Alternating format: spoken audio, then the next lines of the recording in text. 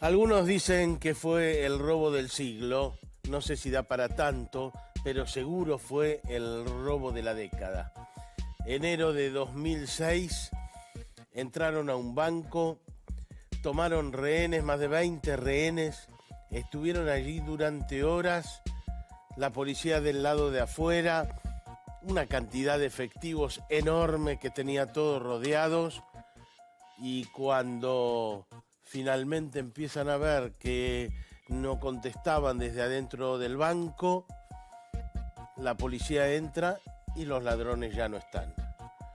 Un plan genial, pensado, y la duda es, ¿dónde está la plata? ¿Con qué plata financiaron semejante plan? Todas estas dudas, les presentamos el caso.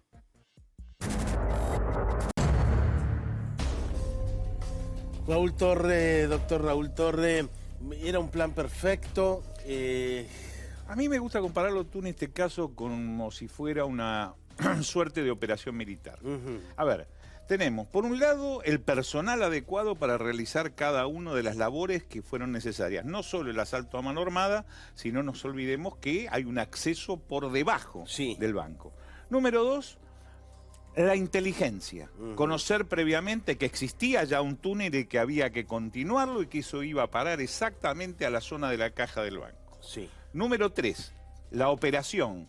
Cómo debía hacerse, que fue compleja, requirió de preparar vehículos especiales, me refiero para navegación, por los acueductos subterráneos. Exactamente.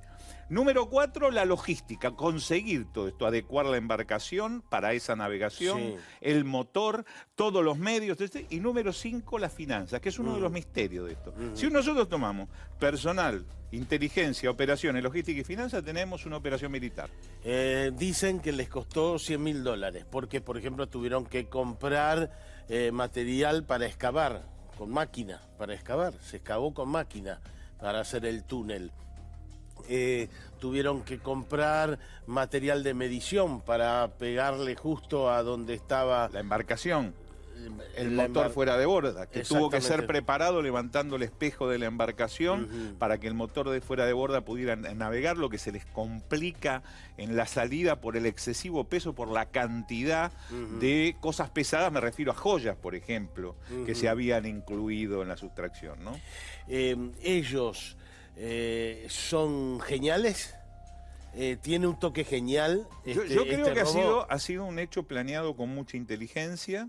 No vamos a hacer apología al delito tampoco, pero indudablemente requirió de mucha planificación, de un trabajo, ahora me refiero a inteligencia y en lo intelectual, no en la inteligencia de la indagación pero previa, hubo cosas que no pensaron. Alguna mujer despechada, todo eso mostró que tenían fallas. ¿O no? Bueno, parece mentira que un hecho con semejante grado de planificación y estructura caiga por un detalle tan trivial de alguna manera, ¿no? De todas maneras, dicen que ya medio los tenían localizados por temas telefónicos, pese a que cambiaban chips y cosas por el estilo. El estilo de ellos en realidad no era el asalto a mano armada, el estilo era el del boquete, el boquetero, ¿verdad? Luego tienen que introducir modificaciones a su plan original, porque iba a ser entrar y salir por debajo del banco. El asalto, que es probablemente lo que habla de lo temerario del hecho, no estaba originalmente planificado.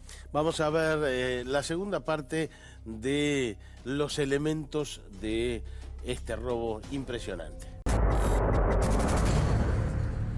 Doctor Torre, se dice que el robo fue de $19 millones, se recuperaron unos 3 o 4, el 20%. ¿Dónde está la plata? Bueno, eso es lo que se dice, pero hay algunos que aventuran cifras mayores, que oscilan entre los 30 y los 40 millones de dólares. Bueno, yo creo que es uno de los grandes misterios que rodea este caso. ¿Se la quedaron ellos?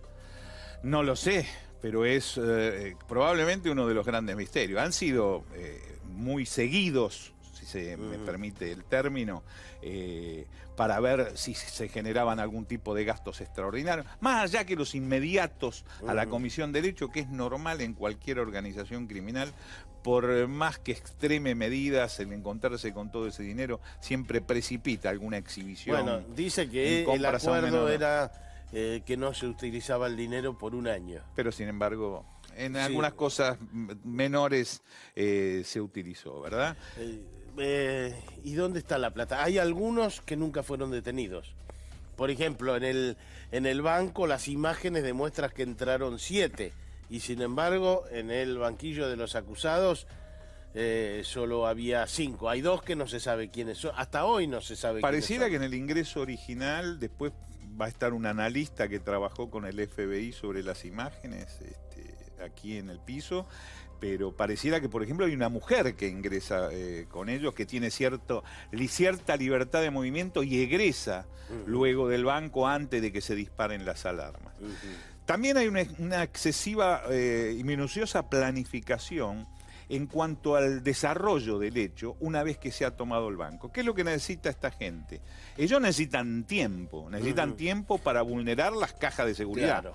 Para esto necesitan tener en su poder todo el edificio del banco y a los rehenes. Sí. Y también tienen que asegurarse de algún modo que la policía, que estaba preparada con sus grupos especiales para ingresar en cualquier momento, de hecho seguramente desarrollaron planes para abordar el lugar. Lo que sucede es que yo pienso que es muy difícil que entraran a ese banco después del antecedente de Villa Ramallo, donde entraron y hubo demasiados muertos, entre ellos funcionarios del banco. Sí, el gerente del banco, recuerdo. Sí.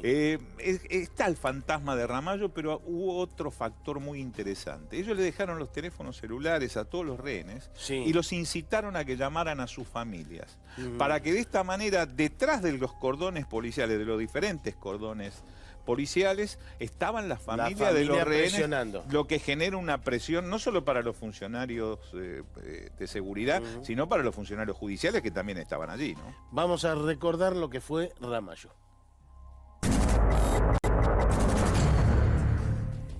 Daniel de la Vaca, ex integrante del grupo Halcón. La razón por la que no entraron al banco, ¿cuál fue?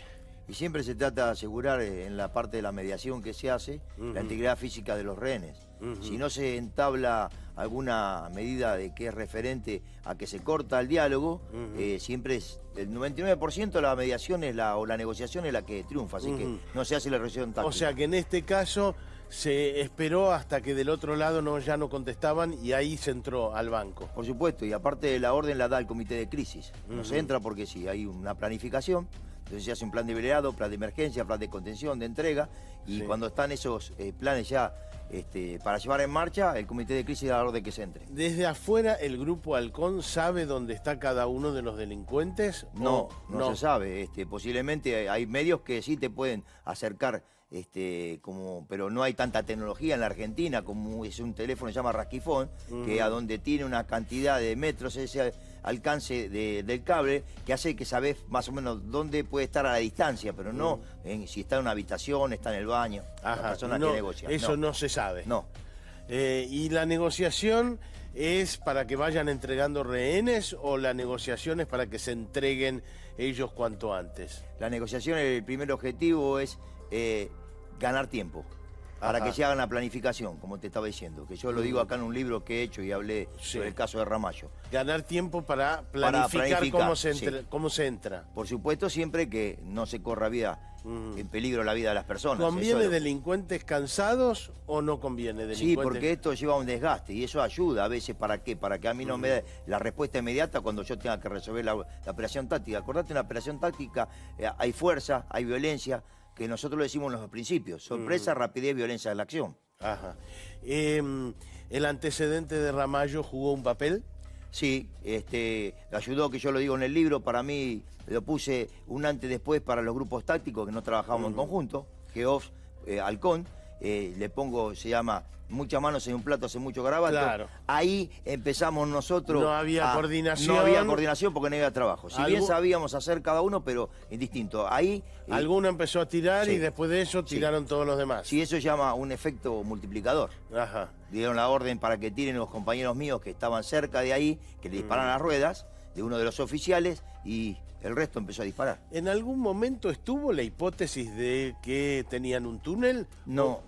¿O no estuvo nunca? No se estuvo esa. Y sin embargo, mira, yo sabía, vos me estás hablando ahora del Banco Río. Sí, primero claro. de Ramallo. Sí. El Banco Río, yo más o menos conocía el lugar porque, mira, yo estoy en un túnel, Sí. cerca de la zona. Esta la saqué una vez que hubo un servicio, Sí. prestando yo servicio en la Quinta Presidencial de Olivo, de esta foto referente a que gente que planificó, como dijo el doctor anteriormente, sabía cómo era la zona y que Sí, había sí. un acueducto. Fernando Entonces, Araujo, sí. el creador de esto, vive ahí. Sí. Vive en ese barrio. Sí, sí. Y además de pibe, dicen que de pibe jugaba en las cloacas esas, en los túneles esos.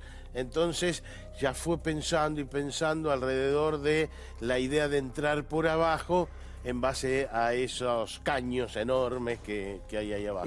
Para mí salió con éxito eso porque no hubo que levantar la vida de personas humanas. Entonces, a no lamentar que eso es lo que uno trata de tener en cuenta. Por eso yo creo que después dijeron el cartel ese que pusieron, Sí. que pusieron un cartel, ¿no? Como una broma, algo de eso. Sí. Sí. Es que, Coincido casi el 100% de lo que dijo el doctor, de la planificación, de los elementos que utilizaron, del dinero que utilizó y ellos tienen medio. Y un poquito más, mirá.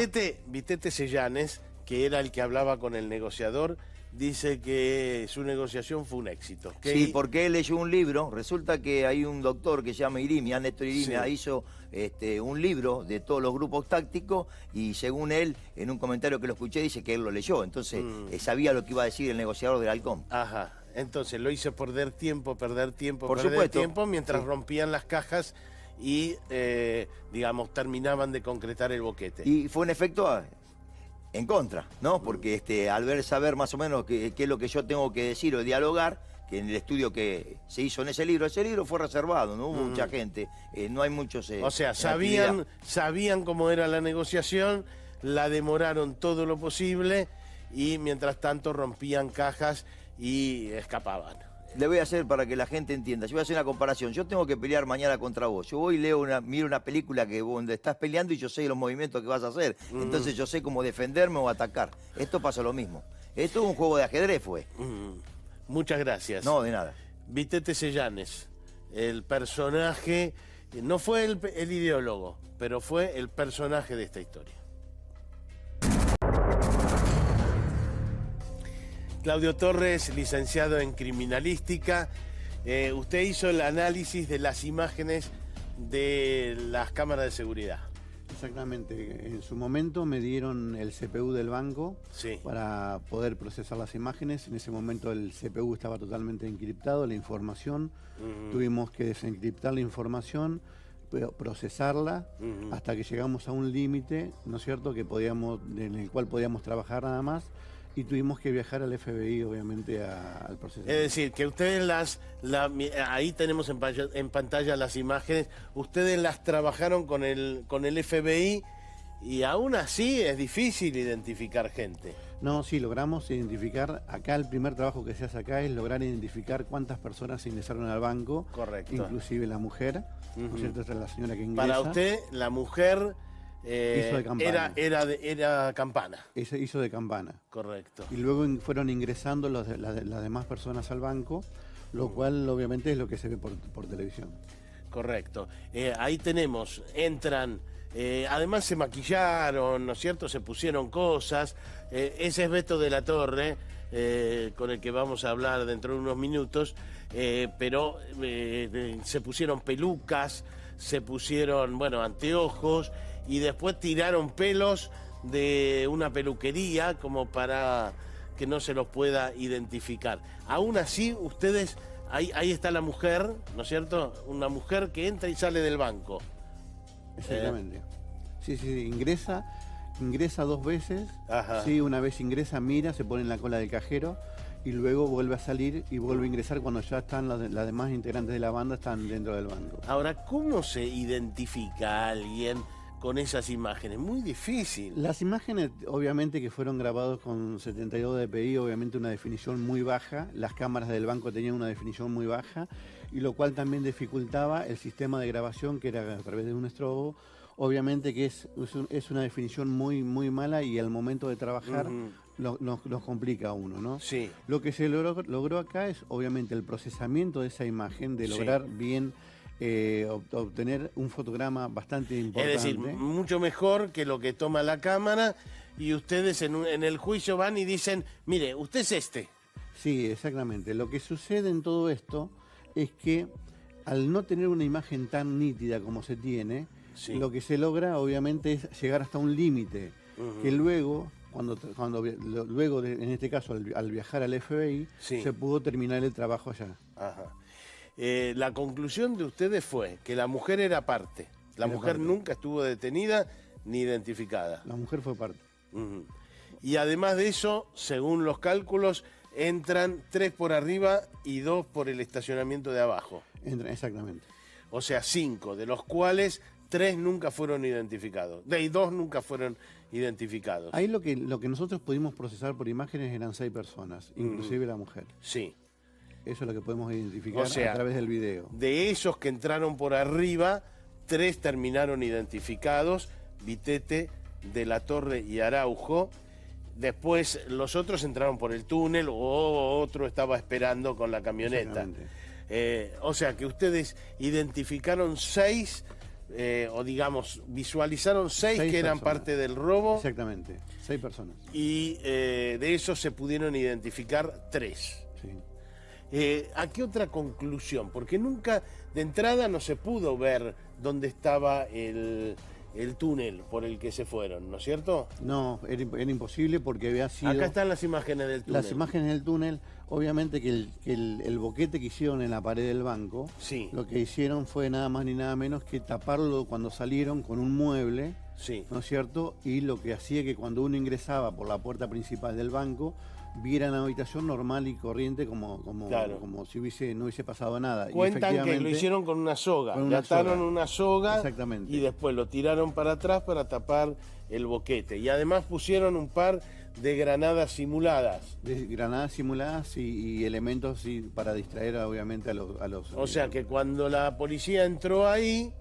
se encontró con las granadas y dijo, hay que desactivar la granada. Eso llevaba tiempo para que ellos tuvieran tiempo para poder salir y obviamente escaparse del lugar. ¿Qué más se hace con la imagen?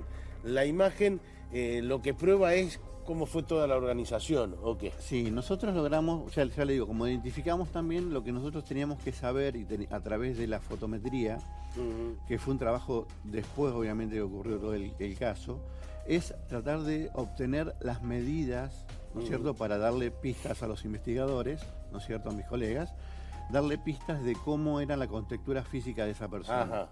Entonces, es decir, usted por ahí no le podía dar la identidad, pero este mide 1,83. Exactamente, eso se hizo a través de fotometría, de tomar medidas, obviamente tratando de colocar nuevamente las cámaras en posición porque habían sido modificadas.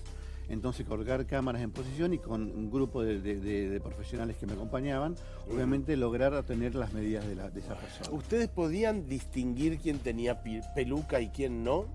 A grandes rasgos sí se podía distinguir, sí, eso sí se podía.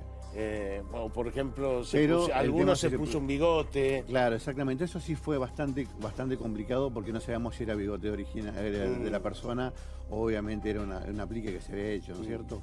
Eso sí nos costó un poco hacerlo. Pero sí, obviamente sabíamos que las personas por el accionar de ellos, obviamente estaban equipados con accesorios y todo eso. Quien participó en el robo me dijo, esa persona es fulano, que no pudo ser nunca identificado. Ustedes, digamos, está en las imágenes suyas. Está dentro de las imágenes que procesamos. Sí. Porque ustedes, insisto, identifican 3, pero hay otros 3 que entraron al banco, incluyendo la mujer, que nunca pudieron, no tienen nombre y apellido hoy en día. 6 personas fueron las que ingresaron al banco. Correcto. Y ustedes no había forma de identificar legalmente a esos 3 que zafaron. Lo que sucede es que al tener las imágenes malas, y lo que sucede generalmente en la mayoría de los bancos, Sí. ¿no es cierto?, es que las cámaras de video, de filmación que se utilizan, ¿no es cierto?, para Sí. habilitar el banco, están colocadas de tal manera que obviamente lo que se genera es que la imagen, que la cámara tome la imagen, pero que haga como un recorte de esa imagen por la cantidad de luz que entra por los ventanales. Ahí tenemos el hombre del traje gris que se puso un Exactamente, bigote, lo tal vimos, que era Vitete Sellanes, Tal que cual. acabamos de verlo nosotros en la imagen, no tiene ningún bigote. Él, Ahí están las personas que están ingresando por el túnel. estos entraron por abajo, Por ¿no es abajo, cierto? exactamente, por el estacionamiento. Por el Ahí estacionamiento. ingresa el hombre de bigote juntamente con otro acompañante. ¿Ustedes pudieron cambiar digamos, las cámaras de los bancos a partir de esto? ¿Quedó sentado que las cámaras son malas y que hay que mejorar las cámaras después de este robo? Seguramente muchos bancos lo habrán hecho, la verdad que no tengo realmente la certeza, pero seguramente muchos bancos lo habrán hecho y habrán cambiado el modo de filmación dentro del banco, porque realmente de mis trabajos anteriores, que he hecho sobre el tema de procesamiento de imágenes, sobre distintos bancos, ¿no es cierto?, de esta ciudad, obviamente hemos tenido el mismo problema, el recorte de la figura negra que se ve y no se puede identificar a la persona, más aún cuando tenemos los enfoques que tienen con un plano picado hacia la persona, que es imposible de obtener. Algunos dicen que hoy es más fácil identificar por el celular que por la imagen. Es cierto. ¿Es cierto? Es cierto, sí, es cierto. Estamos hablando de referente al banco, ¿no es cierto? Todo el Es referente decir, al yo banco puedo en general. probar que fulano estuvo porque su celular estuvo. Exactamente, porque se abren celdas y se activan antenas, obviamente eso se puede determinar. Ajá. Eso Es decir, que la tecnología avanzó Avanzó muchísimo. en el tema de identificar celulares y acá el lugar donde está el celular. Y acá lo que se tiene que tener en cuenta en el tema de procesamiento de imágenes es que si la matriz o la filmación madre es de muy baja calidad, es muy difícil después lograr una óptima calidad en grabaciones. Gracias, Claudio. Bueno, muchísimas gracias a ustedes. Está dicho, 3 nunca supimos quiénes eran. Entraron al banco, pero nunca los pudimos identificar. Y volvemos a pensar en dónde está la plata. Fíjese que, porque se lo distribuyeron en partes iguales la plata. El acuerdo en la banda era distribuirse el dinero en partes iguales. Vamos a tratar, dentro de instantes nomás, de explicarnos dónde está la plata.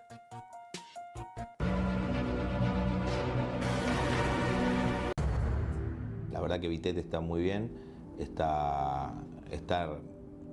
yo lo que digo que es un paradigma de la resocialización, digo, salió, todo el mundo apostaba que iba a volver a reincidir y demás, y bueno, como todos, creo que los que lo siguen saben, se puso un taller de joyería, relojería, y fue papá hace poco de un nene que se llama Luciano, y bueno, está baboso, está bien, está muy bien. Vitete es un tipo que no es un tipo materialista, que es un tipo que quien sabe le gusta en su alforja, como él dice, yo soy ladrón o yo me retiré siendo delincuente, trabajo de esto. Contar, digo, debe ser orgulloso para él contar, yo participé o yo cometí uno de los 5 robos más grandes de la historia. Entonces me parece que ese es Vitete, no es Vitete decir, sacar la plata y decir tengo 10 millones de dólares, 20 millones de dólares, no tengo nada. La teoría vitetiana, digamos, va por el lado de la personalidad, por el lado del ser, como bien vos dijiste, y es una excelente persona.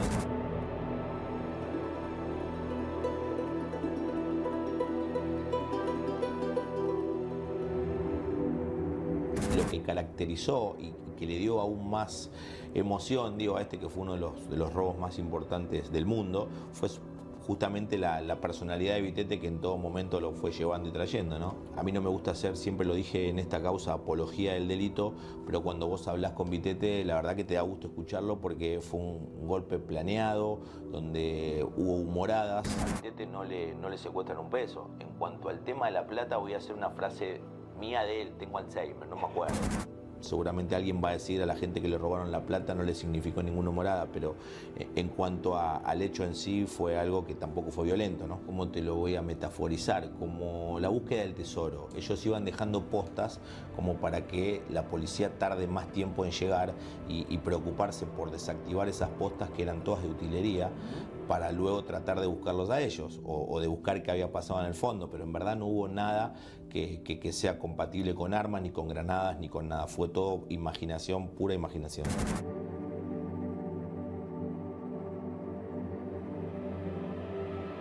Me acuerdo que un día le dije, Marito, ¿vos te querés ir?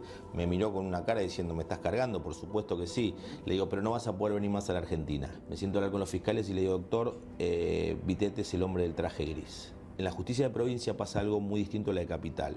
Firmar un juicio abreviado no significa reconocer tu participación o tu culpabilidad. Aceptás la pena que te imponen. No importa si vos fuiste o no, pero vos aceptás que te van a imponer una pena. En todas las expulsiones, en la ley de migraciones, vos no podés reingresar al país por el término de tu condena. Si vos estás condenado a 10, por 10 no podés venir. Vitete a perpetuidad, no puede venir nunca más. De hecho, yo técnicamente podía haber apelado esa resolución y seguir, pero me dijo, no tengo más ganas de ir a la Argentina. Yo en un momento pensé que me estaba mintiendo, digo, este me está mintiendo a mí. Pero gracias a Dios, no porque no venga, sino porque veo que está haciendo muy bien las cosas, no vino más. Su profesión, él hizo lo mejor que le puede hacer. A ver, un futbolista hizo el mejor gol salvando la distancia, ¿no? Pero él tiene interpretada que su profesión era esa, era delinquir. Y para él delinquir de la mejor manera porque jamás lastimó a nadie. Entonces, seguramente no se va a arrepentir de haber cometido el gol. Seguramente capaz que se arrepiente de otros hechos, pero no justamente ese que nos está convocando ahora y como en demás oportunidades. Y los ladrones están en libertad, como acabamos de escuchar a Vitete, están en libertad y nos consta que con una parte del dinero. No sé si con una parte enorme del dinero, pero con mucho dinero. Se les nota, aunque tratan de disimularlo, en su forma de vivir, en los autos que tienen, en la joyería que pone. Nosotros fuimos a hablar con otro de los ladrones, con el Beto de la Torre.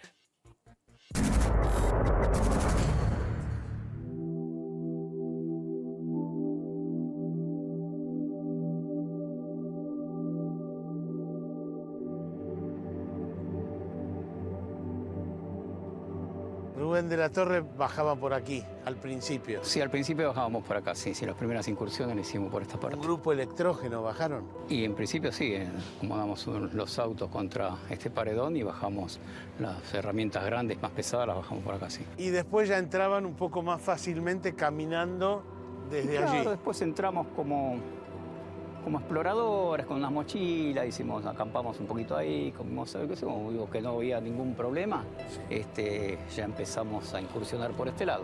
Y entonces entraban por el desagüe. Sí. ¿Cuántas cuadras? Y caminábamos 10 cuadras hasta Perú y Libertador, hasta justo la parte, digamos, de abajo del banco. Y ahí empezaron a construir el túnel.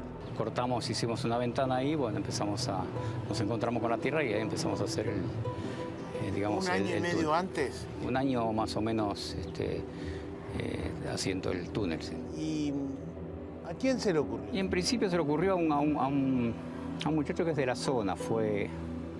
A Fernando Araujo. A Fernando Araujo, sí, fue el de la idea, él conoce de toda la zona. Empezamos a juntarnos los que estábamos así los que teníamos más acercamiento, más confianza y bueno, tratamos de llevarla a cabo. De hecho, la llevamos.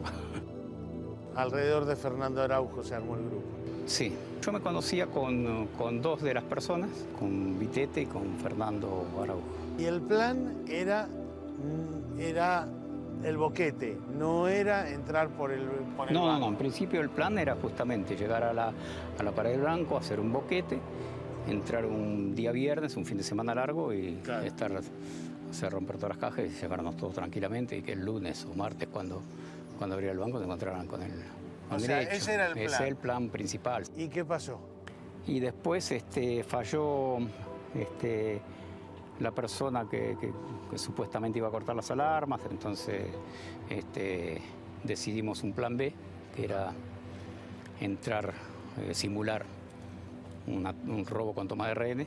Ahora, yo viendo detalladamente la imagen, veo que entran más de los que terminaron presos. Sí, puede ser. ¿Eh? Sí, Hay sí. un par que entran al banco y que nunca se supo quiénes son. Que nunca se supo quiénes son. ¿Es así? Sí, sí, efectivamente. Mucha gente se pregunta, por supuesto, qué pasó con la plata. Y la plata se fumó como nos fumamos nosotros el 6 de enero del 2013. Ajá. Se Se fumó, fue, quiere decir sí, que se gastó, se fue, se perdió, Se guardó. se perdió en allanamientos. No, Algo porque... se guardó capaz y en algún momento Pero aparece. de 19 millones de dólares que decían, se secuestraron 4. Sí, 19 es lo que pasó el banco, en realidad Sí. no había 19. Había un No poco había menos, 19. había un poco menos. Había más. O menos, no sé. ¿A usted le echan la culpa de que el plan falló? Porque No, en realidad- usted de alguna manera se peleó con su ex esposa, su esposa en ese momento, y que el plan falló por eso. Yo en esa parte no me hago cargo porque si bien sí dio un empujón importante la de la denuncia de mi exmujer, pero había una investigación previa que, por ejemplo, investigaba a Vitete por una llamada A al Uruguay. Fernando Araujo y García Borges estaban investigados porque un año antes habían sido descubiertos en el interior del banco supuestamente tomando fotografías del banco.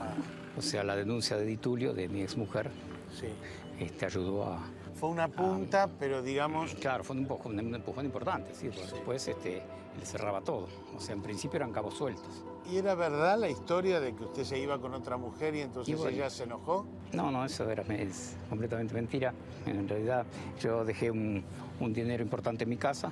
Mi ex mujer tomó parte de ese dinero y se lo llevó para otro lado. Ah, Entonces ahí se generó una discusión porque eso tenía que empezarse a gastar el dinero supuestamente al año de hecho, de acuerdo a cómo se desarrollaba la investigación. Raúl Torre, ¿cómo se descubre esto? Bueno, básicamente en realidad es cierto que ya la policía venía trabajando con cruces telefónicos y que tenía esa información, pero era solamente una punta de varias líneas que se estaban trabajando. ¿Sí? Es de alguna manera la delación que genera la señora Di Tulio Sí. la que precipita indudablemente el esclarecimiento total del hecho. No fueron detenidos Es todos que en ni el bien momento. detienen a De la Torre, empiezan a detener enseguida a todos los demás. Claro, entonces, es cierto Sí. que existía una línea de investigación que estaba trabajando sobre ello. Pero esto precipita, era esa y varias líneas más que se estaban trabajando, especialmente con medios electrónicos, ¿verdad? Aquí el problema, yo creo, fundamental es que creo que va a dejar 3 o 4 interrogantes este hecho. ¿Dónde están las personas que faltan? Sí. ¿Quién fue el verdadero ideólogo de este hecho? Porque en definitiva, toda organización criminal cumple roles. Después lo charlamos un poco más en detalle. Enseguida vamos a seguir hablando con Rubén Alberto De la Torre, uno de los que entró al banco.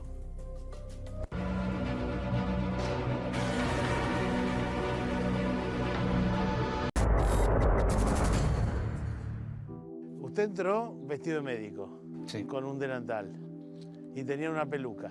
una peluca, sí, ¿Eh? sí. ¿Todo eso estaba pensado de antemano cómo iba a ir vestido cada uno o cada uno hizo lo que le parecía? No, sí, estaba pensado de disfigurarse un poco para un futuro reconocimiento, como si una persona que la mayoría teníamos antecedentes. Entran El resto de las herramientas se más o empieza menos al mediodía y a las 12 del mediodía, nos retiramos a las 3:30 de la tarde. y a las 3:30 de la tarde. Claro. Digamos, con los rehenes no hubo ningún problema. No, los rehenes fue el momento de la situación del de la incursión, que bueno, un poco se asustaron, pero después bueno, tratamos de tranquilizarlos, cerramos automáticamente la puerta, hicimos el simulacro de que íbamos a salir y automáticamente apareció la policía, el botón de pánico se lo saqué yo al custodio, lo apreté yo, así que para que venga la policía rápido, nosotros queríamos que se genere la situación de la toma de rehenes, por supuesto. Ustedes querían que la policía venga estuviera ahí, y que si haya... nosotros íbamos a salir a 10 cuadras de donde estaba el... Entonces eso nos iba a dar tiempo. Y empezaron a hablar con algún canal de televisión, todo eso. Automáticamente. ¿Estaba pensado de antemano? Denunciábamos, claro, sí, denunciar el hecho. Están robando en San Isidro, en el banco. Nosotros llamamos de adentro del banco con los teléfonos celulares que había por ahí. ¿Ustedes quisieron dar la impresión todo el tiempo de que se estaban por entregar también? Sí, ¿o no? por supuesto, sí, eso era para dilatar que no entrara, claro. El Ya grupo nos estamos por entregar. Y cuando estaba, claro, cuando la situación se ponía muy pesada, ya largábamos un rehén, entonces eso descomprimía y volvíamos a hacer ese trabajo. O sea, Y al final piden una pizza como para decir, después de la pizza nos vamos. Sí, nos entregamos, inclusive a los que estaban ahí como que quedara la gente que quedó retenida ahí, le decíamos que no, nosotros nos vamos a entregar, vamos a comer algo, ya nos van a cagar a palo, con todo, sí, hacíamos creer todo eso. Generamos toda esa situación y la gente estaba tranquila porque de hecho podían fumar, le dimos los teléfonos para que hablen con su familia. ¿Ustedes tenían en la cabeza que la policía no iba a irrumpir porque estaba el antecedente de Ramallo? Especulamos bastante con el antecedente de Ramallo, pero no podíamos saber. En Ramallo murieron el gerente del banco, sí. murió algún rehén. Ustedes dijeron... Que no pase lo de Ramallo, nosotros nos vamos a entregar, está todo bien, pero que no vaya, fíjate. Y bueno, o sea, con ustedes eso tenían eso en la cabeza. Sí, sí. Y después es cierto que tiraron pelo de una peluquería como para... Desparramamos todo porque por ahí, por el cabello, no sé. Es decir, para que no los pudieran identificar, había pelo de... Todo ADN de todo. 150 personas. Claro, exactamente. Sí, todo. Salimos en principio a un desagüe de menor afluencia de agua, no sé, un desagüe más corto, más chico, que daba como a 3 metros de altura. Por ese desagüe caminamos 3 cuadras, pues, digamos, siempre por abajo de la calle, y salimos a una alcantarilla en la calle Libertad y 3 Sargentos también. Y tenía una camioneta arriba con un piso agujero cortado. abajo. Le avisamos a la persona que estaba en la camioneta. Arrimó la camioneta, arrimó la tapa y bueno, y de ahí empezamos a sacarlo todo el dinero. ¿Y de ahí a dónde fueron?